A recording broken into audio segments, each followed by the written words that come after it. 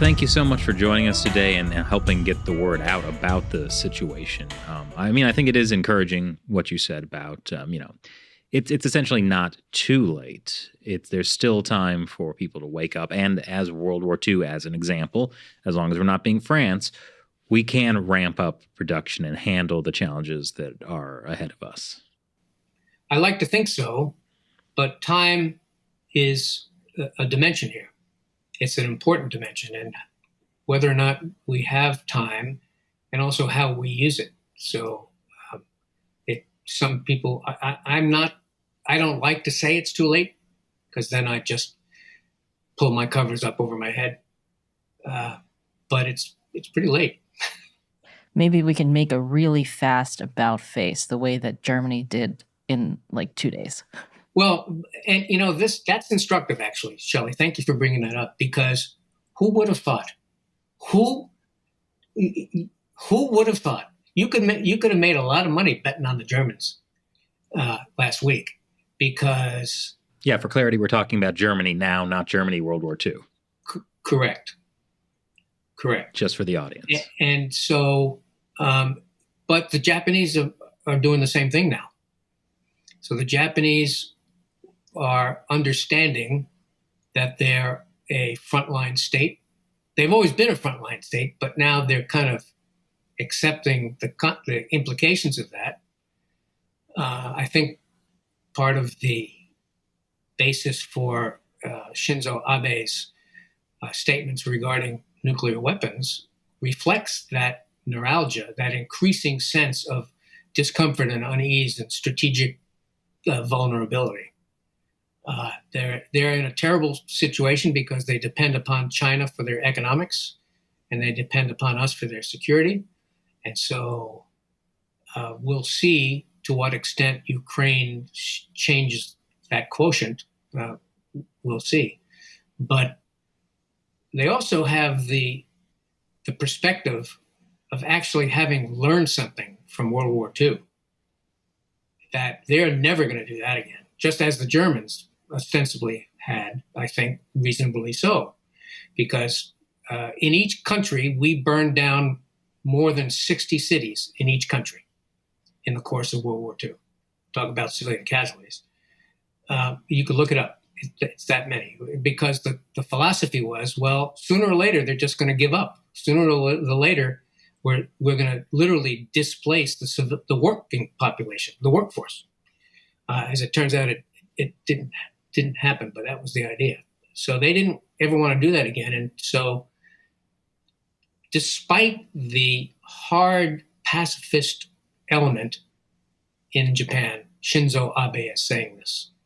That's some indication of how far we've gone down the road toward another Cold War, and also reflecting Japan's insecurity in that regard, and with regard to us, ostensibly their only ally, and so on. An awful lot has changed in Japan. We could have a whole nother session on how much has changed in Japan since I was the senior country director in the Office of the Secretary of Defense. That would be very interesting. But yeah, things are changing incredibly quickly. History is being made. Right. So once again, thank you for joining us. It's been a real pleasure to talk to you today. Pleasure's been all mine. Shelley, something you mentioned, really resonated with me. Something about how, the people think the U.S. military, if anything, is too big, that they might not be, aware of the challenge. And it makes me think of that saying, it'll be a great day when schools get all the money they need, but the military needs to hold a bake sale. That's a saying? Yeah, you never heard like of a it? bumper sticker kind of. Yeah. Oh. So it will be a great day when our schools get all the money they need and the Air Force has to hold a bake sale to buy a bomber. And what that, I heard that, I remember hearing that in grade school. I've heard my entire life. That's what happens when you grow up in California, I guess. Yeah, seriously.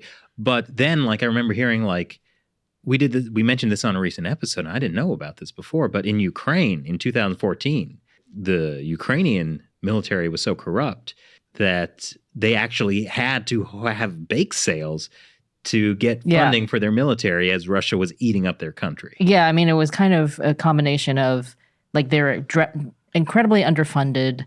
So people were selling equipment for money. Like they were selling off the military equipment. So they had like a bunch of like really old decrepit equipment. It was corrupt because it was underfunded, a bunch of different things. And they literally held a bake sale. Yeah. Well, it isn't just about the money. It's that we can't just throw money at our military either. Like our military and our Navy need a strategy. And so yes, well, that is true. Right? That is what Paul was saying, right? Right. So he wouldn't give it the Navy another dollar. Yeah. But the bigger issue is like this fundamental, like no one is going to get more money, or there's going to be no push for a bigger strategy if like the American people are still operating under this notion that, you know, the U.S. military, the U.S. is the biggest aggressor in the world, and that we live in a world where if we just gave up our military, everything would be peaceful. Where people don't factor in that there are strongmen like Putin and Xi Jinping who will step into that power vacuum left by the U.S. gladly. Yeah, this is the whole why does the U.S. need to be the world police thing? Mm-hmm. Why don't we just give it up, right? And let someone else do it? Or the world doesn't need one. Well, I mean, the world does need police the way that, you know, a city needs police. Someone's going to fill that role. So the question is, does America step into that role, or does Russia or China step into that role? And they actively want that role. And like, what's better, a country where the government and the military is beholden to a free press of free people, or China or Russia, where like Russia, you criticize Putin, you get poisoned.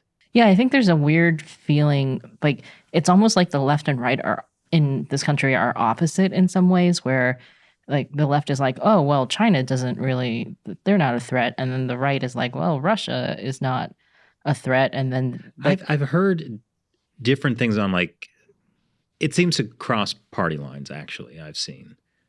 But anyways, your point. Yeah. I mean, we say Putin looks great shirtless on a horse, and other people say Xi Jinping looks great shirtless on a horse. I do think that it does cross this seems to be a bigger problem with people feeling like the U.S. leadership is out of touch and they're being lied to by the media. So, you know, when Russia started invading Ukraine, you suddenly saw a lot of people being like, well, I don't trust CNN. So if they're saying this is happening, how do I know that it's true? Mm-hmm. This is how you get people who think that like COVID, it wasn't even real. Like there was no actual disease. You know what I mean? Like I saw someone say Russia's the only country in the world that doesn't have a Rothschild bank. What's really going on? Wake up. Yeah. So like there are people who are like so focused on specific things because they feel like they've been lied to, which you can see kind of how they get to these places where they're like, I don't really know who to trust, right? There's just this breakdown of institutional trust. Psychological warfare. But then you end up being like, yeah, the guy who's poisoning people and invading another country and working with the Chinese Communist Party is the good guy. Like that's like where you end up, and it becomes like you're suddenly a Russian tanky, you know, the way that some people on the left are tankies for the Chinese Communist Party. There's a lot of mental gymnastics that happen. And I think that is a worrying symptom of like larger issues within, the American society, that if there is no trust in what you're being told by anybody, how do you unite anybody, right? Well, and that's one of the issues that like, Paul was mentioning, how like the U.S. Navy has not done a good job telling the American public what is needed. Mm-hmm. Or the president, or, it's not necessarily just the Navy's job, but like there or things like I mentioned earlier, the whole thing about treating the space fork as a giant force as a giant joke, because the space fork. Are you trying to make a joke out of the space fork, Shelley? Force. Yeah, I guess I was trying to make a joke. We can use the space fork during the bake sale. But yeah, the idea that, that's a t-shirt now, by the way. We can't take things seriously. I mean, I guess sometimes we don't take things seriously, but, in a way that makes a point.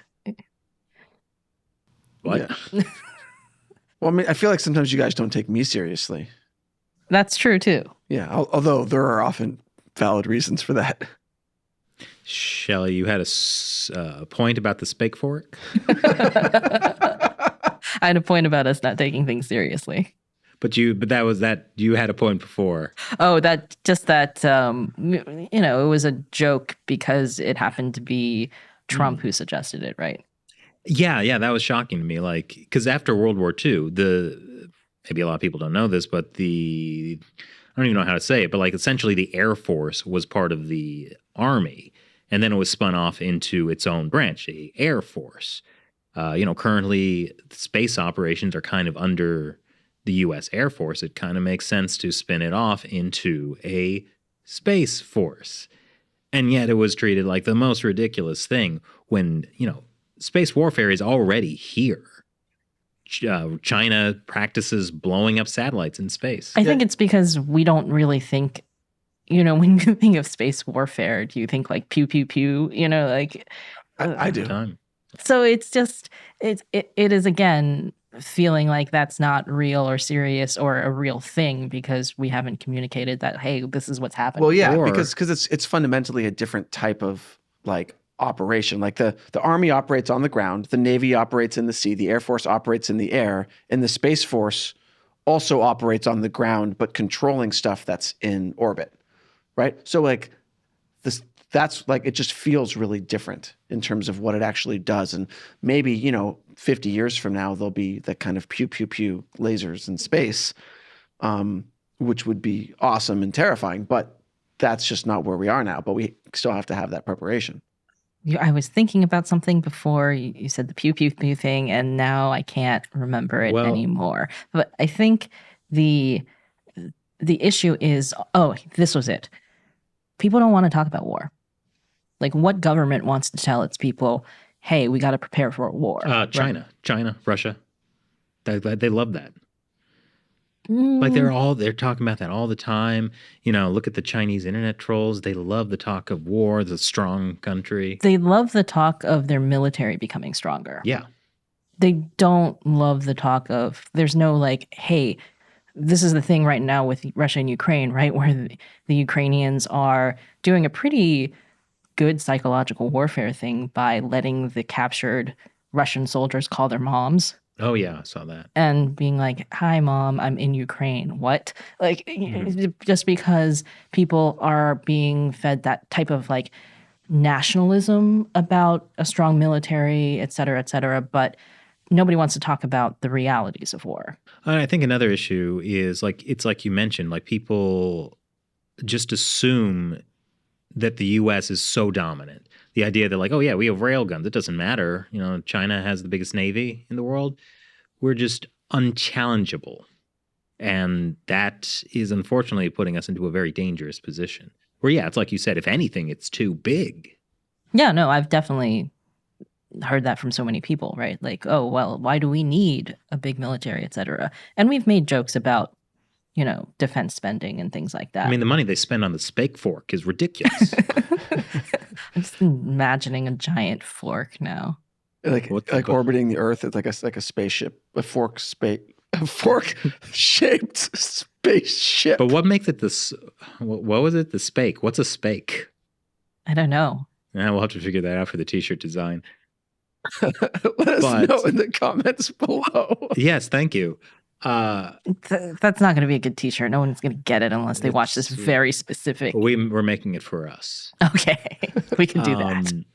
But yeah, this is where the general public needs to understand that this is a Cold War, that there are authoritarian forces struggling against liberal democracies to be the dominant powers. And unless we actually stand up and fight for our values, it doesn't have to be militarily necessarily. Ideally, we prevent that from happening. But unless we shore up our own morale and say, hey, liberal democracies have a culture that is worth fighting for and that is good. Yeah. I mean, I think somebody said this during the podcast that Russia and China are watching. I think it was Paul, right? Russia and China are watching us be, divided and all this stuff. And then, what they did recently in that joint statement that they issued back in February, not only did they say that they have like this friendship without limits, et cetera, they also said, we are the real democracies. essentially. There was a whole section about how, some people want to say that democracy is just, there's only one type of democracy. And that's not true. Like, democracy, whether a country is a democracy should be, judged by the people of that country. It's straight out of the CCP's new thing where they want to kind of claim that they're a democracy. Yeah. Well, this goes back to a lot of, communist tactics of like, destroying meaning of words. Orwell talked about in 1984, like if you eliminate definitions and meaning, then things can be anything. Hey, democracy, it'll just be. Yeah, anything, is a democracy. It's a democracy because we say so. Mm-hmm. No. The people's dictatorship. Oh, democratic dictatorship. Democratic. Yeah. Sorry, I haven't memorized my Chinese fake constitution. But yeah, so this is a message that definitely needs to get out there more. And as Paul said, maybe Putin has done us all a very big favor by showing that there are real consequences to the idea of appeasement or just kind of ignoring the problem. Like it leads ultimately to Russia invading Ukraine. It will ultimately lead to China invading Taiwan. And then, yeah. I mean, one of the things I found too. interesting was Singapore sanctioned Russia because they said, small nations, we don't want to be used as pawns by bigger nations. But if we don't stand up for other small nations, then the whole idea that we deserve to be small nations is in question, right? So I feel like they're a little bit worried about China. That's pretty impressive for Singapore. For Singapore, right? Wow. Which also has friendly relations with Russia. So it's not that they're naturally like going to ally with Ukraine on this. It's just that they see a very existential threat to themselves. The way that Germany suddenly was like, oh, crap. Mm-hmm. There could be another war in Europe. We better actually up our defense spending and send some weapons to Ukraine. Instead of letting the U.S. pay for everything. Yeah. So it's just like suddenly Europe started to take the seriousness of what was happening led to all these like sudden about faces, right? I mean, if we're not careful, Putin has said the nuclear option is kind of back on the table. We don't want to have our descendants surviving out there on the Spake Fork.